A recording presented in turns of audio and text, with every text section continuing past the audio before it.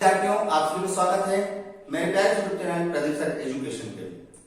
आपको जैसा कि पता है कि हमने 11वीं क्लास की जो मैथमेटिक्स है वो चालू कर दी है और लगातार उस पर आगे कोशिश कर रहे हैं कि बच्चों को कुछ ना कुछ हमारे द्वारा मदद मिल जाए। तो चलिए आज हम वही अपने प्रस्ताव में जो कुछ क्वेश्चन छोड़ गए थे 1.1 के, तो वही मैं वापस करवाने वाला हूँ। क्वेश्चन नंबर 4 से लेकर उससे पहले यदि आपने पिछली वीडियो को नहीं देखा जाकर उनको देखिए, क्योंकि सबसे पहले आपको उनको देखना पड़ेगा, तब आपको आगे के क्वेश्चन आंसर समझ में आएंगे। तो आज ये तीसरा पार्ट है। पहला पार्ट मैंने भूमिका बनाई थी 1.1 में क्या करने वाले हम लोग, इसके बाद प्रश्न 1.1 का इसमें से क्वेश्चन नंबर 3 तक सोल्व कर लिए और फिर क्वेश्चन नंबर 4 से आज प्रश्न को समाप्त करने का प्रयास भरपूर कर रहे हैं। चलिए तो आगे बढ़ते हैं। क्या क्या है समुच्चय निर्माण रूप में, यानी कल हमने जो पढ़ा था, जो बच्चों ने पिछली वीडियो देखी तो निश्चित तौर पर ये वाला क्वेश्चन हमसे बनेगा। कल हमने देखा था कौन सा रूप, रोस्टर रूप। रोस्टर रूप हमारा किस प्रकार का था, इस प्रकार का था हमारा रोस्टर रूप। इसको हम रोस्टर रूप कहते हैं, यानी कि हमारी संख्या हो जाए 3, 6, 9, 12। इस प्रकार में हमने किसी रोस्टर रूप में कल बनाया था। आज रोस्टर रूप से जो इस रोस्टर रूप के माध्यम में दिया हुआ है उसको हमको समुच्चय निर्माण रूप में बनाना है। अब समुच्चय निर्माण रूप में कैसे बनाना है उसको अब देखिए, आगे बढ़ते हैं। आपको एक संख्या दी है, यानी कि 3, 6, 9, 12। अब यहां देखिए 3, यानी कि 3 में एक का गुणा किया जाए, 3 एकम 3, यानी कितना आएगा 3 आएगा। देखिए 3 में 2 का गुणा किया जाए कितना आ रहा है, 3 दूनी 6। 3 में 3 का किया जाए कितना आ रहा है 9। 3 गुणे 4 का किया जाए कितना आ रहा है 12। इस प्रकार से बन रहा है। अब इसको रोस्टर रूप में आपको लिखना कैसे, सबसे पहले आप इसको ए मानना चाहते हो, ए मान लीजिए, पहले मैंने बताया। फिर आपको एक मझला कोष्ठक लगाना है, फिर x अनुपात x लिखना, सभी में दिखाए गए, ठीक है ना। इसके बाद आप देखिए ये 3, 6, 9, 12 एक प्राकृतिक संख्या है, ठीक है ना। 1, 2, 3, 4, 5, 6, 7, 8, 9, 10, 11, 12, 13, 14, 15, मतलब एक प्राकृतिक संख्या है। यहां आप लिख दीजिएगा एक प्राकृतिक संख्या है, ठीक है, लिख दीजिएगा क्या है, प्राकृतिक संख्या है। और अब देखिए ये लिखा है, कहा जा लिखा है, इसमें कोई दिक्कत नहीं। अब हमको क्या करना है, देखिए मैंने क्या बताया, 3 गुणे 1 करते हैं तो 3 आता है, 3 गुणे 2 करते हैं तो 6 आता है, 3 गुणे 3 करते हैं तो 9 आता है, 3 गुणे 4 करते हैं कितना आता है 12 आता है, 12 आता है। यानी कि 3 और पदों की संख्या में अगर हम n मान लें तो x बराबर हम कितना लिखते हैं 3n।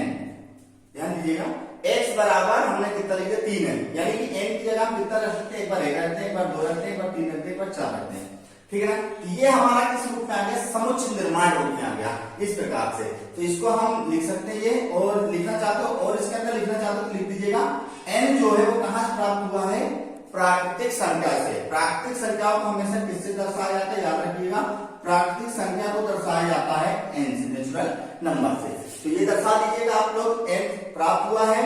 और भी चीजें लिखनी है, जहां जो 1 है, 1 लिया है, जो 1 है वो x से बड़ा है, x उससे 1 से बड़ा है या तो बराबर है, और फिर आगे कितना दिया, लास्ट वाली संख्या लिखती थी 4, और 4 से बड़ा नहीं हो सकता x, उसके बराबर हो सकता है या उससे छोटा हो सकता है, क्योंकि 1, 2, 3, 4 रखेंगे तभी हमारे यहाँ तक 12 आगे, इसके आने वाली संख्या में नहीं दी गई है। ये हमारा किस रूप में आ गया, रोस्टर रूप में आ गया, ठीक है ना। कोई दिक्कत आपको सिर्फ यहाँ समझने की बात है कि यहाँ पर हमको क्या रखना है। ये सब में आएगा, अभी प्राकृतिक संख्या आएगी तो n, ये कहेगा बिलोंग टू का, तो बिलोंग टू n जो है वो नेचुरल नंबर के हमेशा अंदर रहेगा, जहां एक जो है वो सॉरी n है, ये x नहीं n, ये आपके लिए करेक्ट आंसर आ गया, ठीक है। चलिए अगले क्वेश्चन की ओर बढ़ते हैं। अगला क्वेश्चन क्या बोलता है,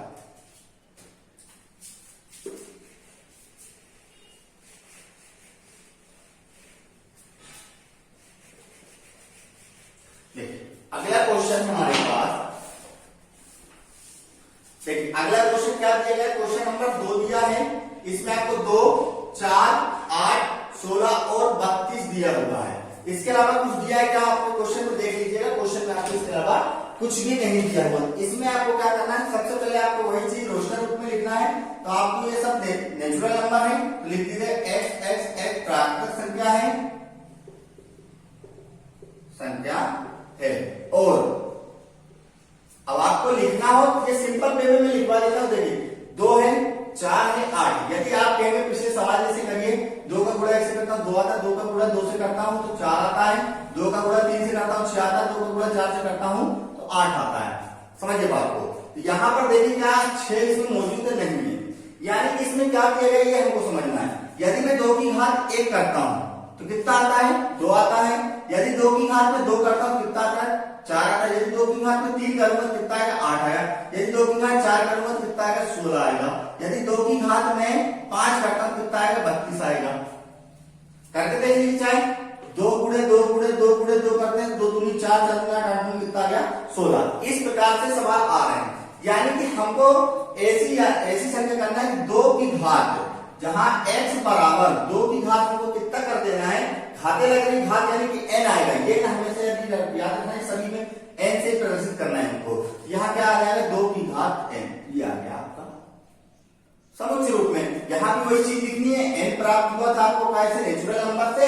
जहां देखिए यहां पर x है, जो किससे? x से स्टार्ट हो तो 1 वही n, लास्ट वाली संख्या क्या आ रही है हमारी? 5, तो ये 5, ये आ गया हमारा करेक्ट आंसर। लास्ट वाली संख्या 5 थी तो 5 लिख देंगे, हमारा करेक्ट आंसर है। चलिए अगले क्वेश्चन को चलते हैं। ऐसे सरल ये देखिए जो कि शायद आपसे बन जाए। 5, 25, 125 और 625 सेम वही चीज है, इसको कराने की जरूरत नहीं है। मैं आपको एक और क्वेश्चन लिखता हूं, 2, 4, 6 और ऐसे निकल ही रहा है। चलिए तो इसको मेरे हिसाब से आपको कराने की जरूरत नहीं, आप बोलेंगे तो मैं करवा भी दूंगा।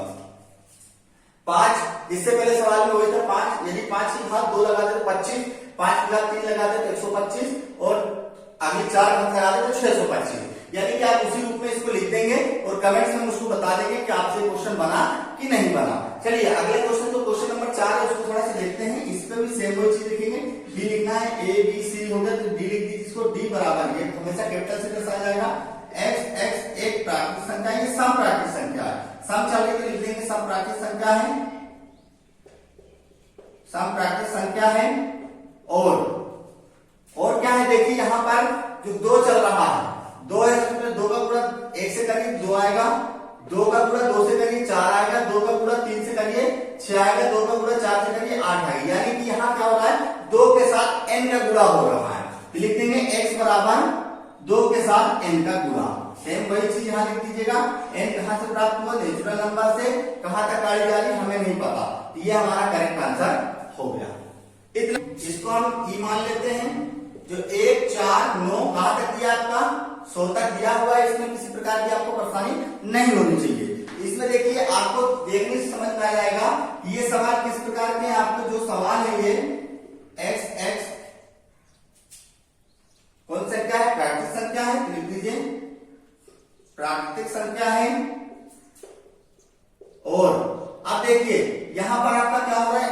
घात जैसे समझ में आ रहा है। 1, 4, 9, 16, 25, 36, 49, 64, 81 और 100। यानी कि घातों में क्या लग रहा है? ये लग रहा है। 1 की घात में कितना लग गया? 1 आया। 2 की घात में लग गया तो 4 आ गया। 3 की घात में लग गया तो 9 आ गया। इसी प्रकार 10 की घात में लग गया कितना आ गया? 100 आ गया। यही हो रहा है। यानी कि हम कह सकते हैं कि किसमें घात लगी? n में आपकी घात लग रही थी। n की घात x बराबर n का स्क्वायर, ये आपका आंसर आ गया। कोई नेचुरल नंबर से वही चीजें लिखनी है आपको। कोई परेशानी, कोई दिक्कत? मेरे हिसाब से क्वेश्चन नंबर 4 में कोई भी दिक्कत नहीं होगी। चलिए क्वेश्चन नंबर 5 को चलते और 6 को आज पर्सनली को हम समाप्त करने का प्रयास करते हैं।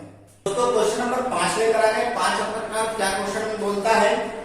निम्नलिखित समुच्चय के सभी अवयवों यानी सदस्यों को सूचीबद्ध कीजिए। अब सूचीबद्ध करना है कि ये है क्या चीज, यानी कि रोस्टर रूप में हम प्रयास करेंगे इसको लिखने का।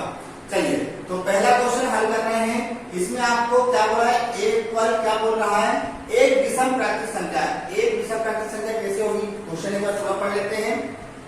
हाँ, एक विषम प्राकृतिक संख्या, एक विषम प्राकृतिक संख्या आप कैसे लिख देंगे?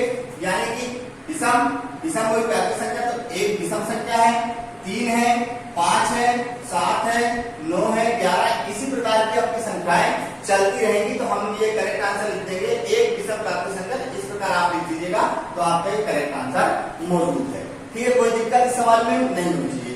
क्वेश्चन नंबर 2 है, उसमें देखेंगे एक पूर्णांक है जो -1/2 से x बड़ा है और 9/2 से छोटा है। यानी x -1/2 से बड़ा और 9/2 छोटा। अब इसको सोल्व करने के लिए आपको क्या करना है? इसमें 1/2 का पहले तो भाग करिए माइनस का, कितना है? -0.5 आ जाएगा इसको माइनस, और 9/2 में भाग करिए, इसका जाएगा 4.5, यानी कि हमको एक ऐसी संख्या लेनी है जो 0.5 से बड़ी है और प्लस 4.5 से छोटी है। यहाँ देखिए आप लोग कौन कौन सी हो जाती है, माइनस 0.5 से बड़ा कौन है, 0, यहाँ लिखिए आप 0, फिर 1 2 3 4 और 4 से बड़ा फिर 5 हो जाएगा प्राकृतिक संख्या में, 4.5 से छोटा कौन है, 4।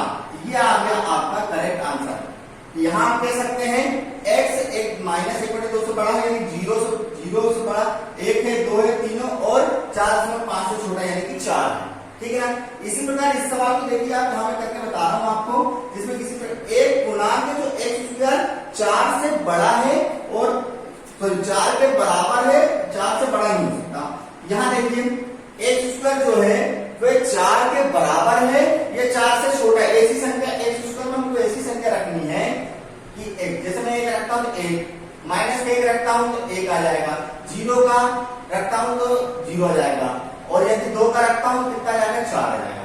इसी प्रकार रख दीजिए आप -1, -2 से रख देते हैं, -2 रख दीजिए, माइनस का 1 रख दीजिए, 0 रख दीजिए, 1 रख दीजिए, 2, यानी कि x² में आप रख देंगे 2 रखेंगे तो 4 आ जाएगा, 1 रख -2 गुणे -2 कितना हो जाता है, प्लस का 4, तो प्लस का 4 ही आएगा।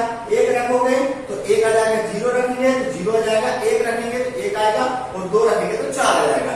ये आपका करेक्ट आंसर हो गया। चलिए अगले सवाल, क्वेश्चन नंबर इसके क्या बोलता है, इसमें जो क्वेश्चन नंबर इसका चौथा है वो बोल रहा है कि लोअर सबका एक अच्छा लिखिए, यानी देखिए इसमें दिया हुआ है आपको कि हमको LOAF दिया हुआ है। तो मैंने कल आपको बताया था जब भी इसको इसमें मझले क्वेश्चन पे लिखेंगे, तो मझले क्वेश्चन में हम जब भी लिखते हैं तो कोई भी संख्या क्या होती है, दोबारा रिपीट नहीं होती है। देखिए क्या दोबारा रिपीट हो रही है, जिसको हमने क्या मान लिया, ये हो गया आपका D, तो D दिया हुआ है तो इसको मान लीजिए, देखिए क्या मानेंगे, पहले L आ जाएगा, फिर O आ जाएगा, Y आ जाएगा और A आ जाएगा। क्यों, L दोबारा नहीं आएगा क्योंकि एक बार आ चुका, तो ये आपका करेक्ट आंसर होगा। इसी प्रकार इसका 5वां नंबर देखिए, 5वें नंबर बोला एक ऐसा महीना लिखना है जिसमें 31 दिन नहीं होते हैं, तो याद रखिएगा इसका ई नंबर है, ऐसे आपको महीने लिखने हैं जिसमें 31 दिन नहीं होते, यानी कि पहला तो फरवरी हो गया आपका, फिर मार्च में होता है, अप्रैल में नहीं होता, अप्रैल, फिर मई में होता है तो जून में नहीं होता, जुलाई अगस्त में होता है, सितंबर में नहीं होता, अक्टूबर में होता है तो नवंबर में नहीं होता। तो ये आपका करेक्ट आंसर, इसमें 31 दिन नहीं होते, इसमें 30 या फरवरी में 28-29 दिन होते हैं। तो ये आपका करेक्ट आंसर आ गया। इसका अगला 6वां क्वेश्चन जो F हम मान के चलते हैं, उसमें दिया गया है अंग्रेजी वर्णमाला के व्यंजक लिखिए जो K से पहले आता है, K से पहले, यानी कि एक तो स्वर है, A तो नहीं आएगा, स्वर को नहीं लेना, यानी सिर्फ व्यंजक को लेना, तो A नहीं आएगा, कौन सा जाएगा, B आ जाएगा, C आ जाएगा, D आ जाएगा, E नहीं आएगा, F आ जाएगा, F के बाद क्या आ जाएगा, G आ जाएगा, H आ जाएगा, I नहीं आएगा, J आ जाएगा, K आपका पहले लेना, तो K को नहीं लेना, K से पहले वाला अक्षर। तो ये आपका करेक्ट आंसर आ गया, जिसमें आपको किसी भी प्रकार की जो हमारे स्वर होते हैं वो A, E, I, O, U होते हैं, मतलब ये अक्षर हमको नहीं लेना पहले से भी, जो तो पहले भी है, A, E, I पहले भी नहीं लिया हमने, और जैसे K से पहले वाले अक्षर हमने ले लिया। इस प्रकार के सरल सवाल आपकी प्रश्न 1.1 में थे। क्वेश्चन नंबर 6 देख लीजिए, मैं 6 भी बता देता हूँ, मैंने आपको दिया उसमें आपको सही जोड़ी मिलानी है। सही जोड़ी में जो पहला दिया हुआ है वो आपको दिया है 1, 2, 3 और 6। इसको सही जोड़ी किससे मिलानी है आपको देख लीजिए। पहला क्या पढ़ के देखते हैं, एक अभाज्य संख्या। तो अभाज्य संख्या इसमें 1 तो है नहीं, 2, 3 हमारी 6 भी नहीं, यानी कि पहला वाला तो हो नहीं सकता। 10 से कम एक विषम प्राकृतिक संख्या, 10 से कम आप देख लीजिए, 10 से कम में इसमें सम भी आ गई, 2 और 6 सम संख्या तो सम भी आ गई, दूसरा भी नहीं होगा।